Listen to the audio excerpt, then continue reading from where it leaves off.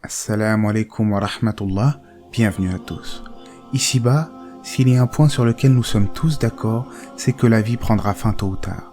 Dans sa vie, quelle que soit sa croyance, l'homme se retrouve un jour face à face avec l'ultime question, qu'est-ce qui nous attend après la mort? Le néant permanent, l'enfer éternel ou bien le paradis? Qui nous apportera la réponse?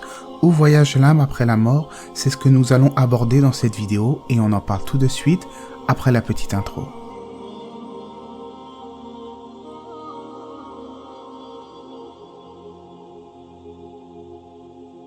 Après l'arrêt cérébral de l'être humain, ceux qui ne croient pas en la vie après la mort pensent qu'ils reviendront à un état de néant total, un peu comme avant leur naissance. Seulement voilà, bien qu'elle soit invisible à l'œil nu, l'homme est bel et bien doté d'une âme. Ceux qui ont d'ailleurs connu l'expérience de mort imminente pourront en parler mieux que moi. Après la mort clinique, il subsiste l'âme, et cela a été mentionné dans les révélations du Créateur telles la Torah, l'Évangile. Néanmoins, c'est avec le Coran, dernier message pour l'humanité, que nous en apprenons le plus à ce sujet. Le Coran nous apporte les réponses les plus fondamentales à nos questions existentielles et nous enseigne le but de notre existence sur Terre. Ce n'est qu'à partir du moment où l'on accepte le fait que, derrière cette création, se trouve nécessairement un concepteur intelligent, un créateur qui nous jugera sur la base de nos actions, que notre vie peut alors prendre tout son sens. Dieu dit, dans le Coran, dans le sens du verset, « Pensiez-vous que nous vous avions créé sans but et que vous ne seriez pas ramenés vers nous? Que soit exalté Dieu, le véritable souverain.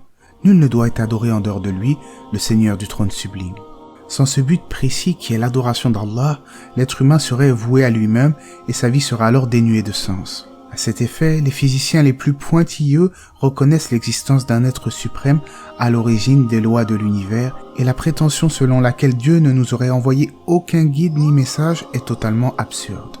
En effet, Dieu ne nous a pas abandonnés, mais c'est à nous de chercher la vérité et de ne pas être dans l'insouciance dans notre vie terrestre. La révélation que Dieu nous a révélée au sujet de l'au-delà est claire et limpide. Celui qui aura cru aux révélations divines, accepté les commandements divins et œuvré pour son Seigneur, alors le voyage de son âme après la mort sera pour lui une source de quiétude. Lorsqu'un croyant est sur le point de quitter ce bas monde, des anges au visage lumineux descendent des cieux vers lui et s'installent à son chevet. Puis, lorsque l'ange de la mort arrive, il lui dit « Ô bonne âme, sors pour jouir du pardon et de la miséricorde divine. » C'est alors que l'âme sortira paisiblement du corps, telle une goutte d'eau s'échappant d'une gourde, et les anges la recevront en disant « Ne craignez rien et ne vous affligez pas, mais recevez la bonne nouvelle du paradis qui vous a été promis. Nous sommes vos alliés en ce monde et dans l'au-delà, là vous obtiendrez tout ce que votre âme désire et tout ce que vous réclamerez, un lieu d'accueil du pardonneur, du tout miséricordieux. » Une fois l'âme extraite du corps, les anges l'enveloppent dans un linceul parfumé de musc et remontent vers le ciel. Puis lorsque les portes du ciel s'ouvriront pour laisser passer l'âme, les anges salueront cette âme et la nommeront en utilisant les plus beaux noms par lesquels elle se faisait appeler sur terre. C'est alors que Dieu ordonnera que son livre soit consigné dans Al-Illiyoun, puis son âme retournera sur terre. Là, elle demeurera dans sa tombe, dans une autre dimension appelée Barzakh, en attente du jour du jugement. C'est alors que deux anges terrifiants, Munkar et Nakir, s'approcheront du mort et le questionneront au sujet de sa religion, d'Allah et de son prophète. Fort heureusement, celui qui aura vécu sur l'islam tout en étant croyant, Dieu lui facilitera à répondre correctement. C'est alors que la tombe du croyant sera élargie, elle deviendra spacieuse et remplie de lumière. Puis, on lui montrera ce qu'aura été sa demeure, c'est-à-dire l'enfer, s'il avait été un pécheur invétéré, un négateur. Et d'autre part, on lui montrera ce que sera sa demeure au paradis. Ayant hâte d'y être, il sera alors pris d'une grande impatience. Quant à l'incroyant, l'hypocrite, sur le point de quitter ce bas monde, il demandera à avoir une deuxième chance sur terre, afin qu'il refasse le bien qu'il a négligé dans sa vie d'ici-bas. Hélas, ses prières seront vaines, il est bien trop tard. Il est dit dans le sens du verset, « Puis lorsque la mort vient à l'un d'eux, il dit, Seigneur, renvoie-moi sur terre afin que je me rachète et accomplisse de bonnes œuvres dans ces domaines que je négligeais. » Mais ce ne sont que de vaines paroles qu'ils prononcent. Derrière eux, jusqu'au jour où ils seront ressuscités, se dresse une barrière. C'est alors que la colère et le châtiment va s'abattre sur cette mauvaise âme par l'intermédiaire d'anges affreux, sombres, qui s'assoiront auprès d'elle. La mauvaise âme quittera son corps avec beaucoup de difficultés. Les anges remonteront alors avec cette âme et chaque fois qu'ils croiseront un groupe d'anges, ceux-ci demanderont « Quelle est cette mauvaise âme ?» et eux de répondre « C'est un tel fils d'un tel », utilisant les pires surnoms par lesquels il se faisait appeler sur terre.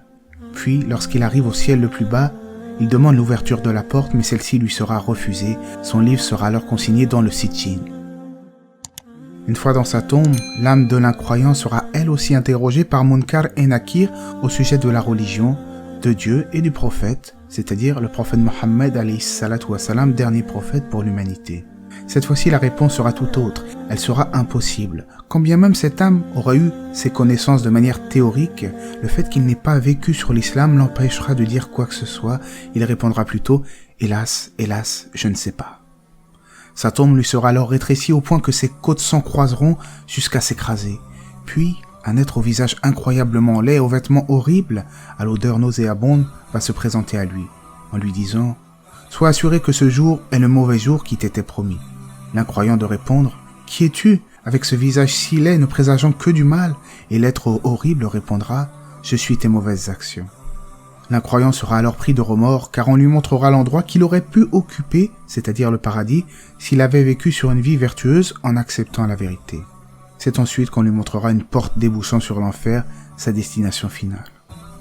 Cette fois-ci, cette âme n'aura nullement envie que le jour de la résurrection survienne.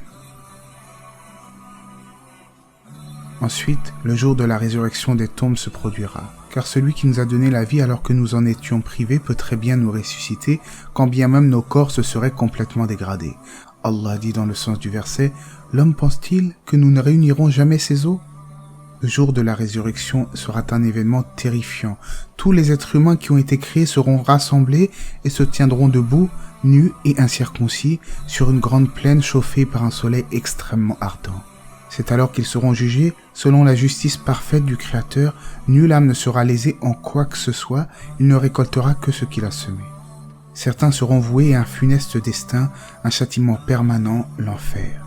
D'autres finiront certes par en sortir après avoir purifié de leurs péchés, à condition qu'ils aient été tout de même croyants par le passé. Quant à ceux à qui Allah aura fait grâce, ils hériteront du paradis éternel où tous leurs désirs pourront devenir réalité, ils ne connaîtront ni angoisse ni ennui. Les heures passées dans cette vie d'ici-bas ne sembleront alors qu'un lointain souvenir, un souvenir très bref.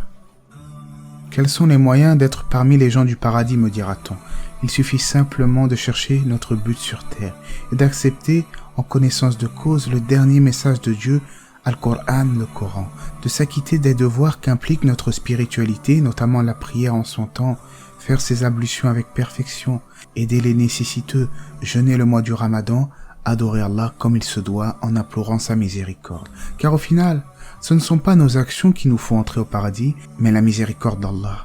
Et le meilleur moyen d'attirer sa miséricorde sur nous est de suivre ses commandements, car celui qui va vers Allah, Allah finira par l'aimer.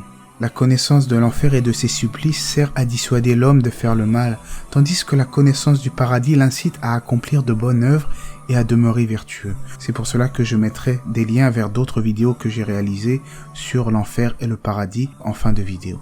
Cette vie est courte et éphémère. Ne soyons donc pas leurrés par nos activités jusqu'à en oublier notre véritable but et demeurer insouciants. Il ne leur a été commandé que d'adorer Dieu en lui vouant un culte exclusif. Finalement, la mort nous touchera tous, c'est une fatalité. Allah dit dans le sens du verset « Toute âme goûtera à la mort ». Et vous ne serez pleinement rétribués qu'au jour de la résurrection. Quiconque sera écarté du feu et introduit au paradis aura certes réussi. La vie d'ici-bas n'est qu'une vie remplie de jouissances trompeuses. Allah sait mieux, j'espère que cela vous aura été bénéfique. N'hésitez pas à aimer la vidéo, à vous abonner. Que la paix et les bénédictions d'Allah soient sur le prophète, sa famille et ses compagnons.